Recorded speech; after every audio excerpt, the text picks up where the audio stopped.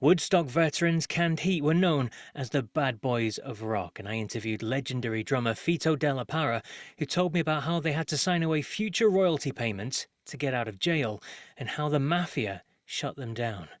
Incredible. But you joined in the band in 1967, and at that point, they were labelled as the bad boys of rock after an incident, shall we say, in Colorado. Was this something that bothered you in any way, shape, or form at the time when you were joining the group? When I joined the group, I thought it was kind of funny that the guys got busted for marijuana. Of course, marijuana was like a very illegal drug then, and it was a very stupid thing to make it illegal, but finally now it's legal in many places. It really did affected me mainly financially Mm-hmm. because even if I was not in the band when they got busted, I also lost my royalties together with them. You Ah, see, yeah, yeah. when I joined the band, I had to sign an agreement that I was joining and I was willing to give away our publishing or my share of the publishing because of that bust. You see, our manager was desperate when the bust happened, and he ran back to Los Angeles to talk to Al Bennett, the president of Liberty Records, and he told him, I got these guys in jail, I mean, I have to get them out. I need some money. So Al Bennett tells him, you guys are a blues band. You are not selling that many records. You have one record out. It's not really that popular. And you already have a bad reputation. You're a bunch of dangerous hippies.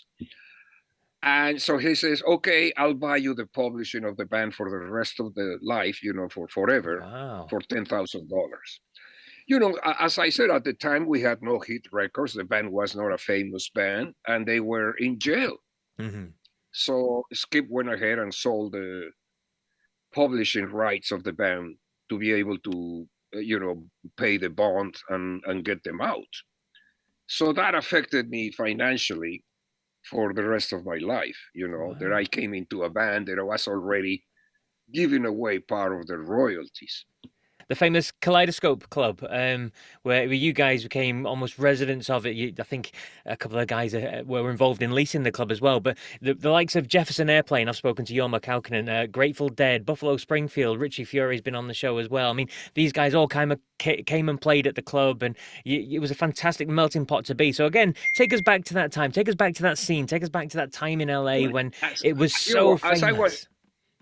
as I was telling you, the mid 60s and the late 60s in Los Angeles, the music scene was exploding. There was all kinds of great clubs. The Kaleidoscope Club was bought by our managers. Our managers bought it, and I don't know what kind of deals they made, but they had this fantastic club. It was kind of the answer to the Fillmore Club and the Avalon Club in San Francisco.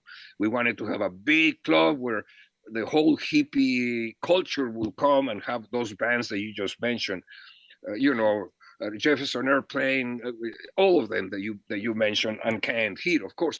So our managers owned the club, so we were kind of the house band there too, and we play a few nights there, and we also share the stage with many of the other ones that you just mentioned, and eventually one night, I don't know what happened really with the finances of the club, but one time we came and we showed up to play, and all these dudes with suit and ties and the big bulk on the middle, these three or four mean looking Latin dudes from New York, from back east, not even from LA. They come to us and say, no, you are not playing. Your managers didn't pay their debts, and now we're taking over the club.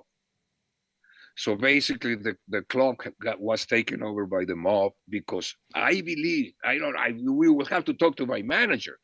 They probably borrow money from them, or something happened that went wrong. And then I do remember how these mean looking dudes didn't let us play that night. It was eventually the end of the Kaleidoscope and the end of the dream. But while it worked, it was fantastic. I think it was open about a year and a half, 2 years. Even the posters are very well known now. The Kaleidoscope posters are as desirable as the Fillmore posters because they are classic. Yeah. They are beautiful and they are round. They are circle. It's like a complete circle.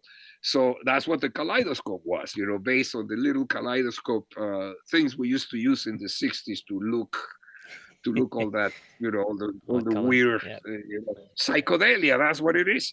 So anyway, yeah, that's the story of the kaleidoscope. Great music, great stuff, but I guess they didn't pay their debts, and the mob took it over. And it was a scary night. That night when we showed up, hey, we're coming to play our show, and they said, no, you're No, you're not. not. Get out of here.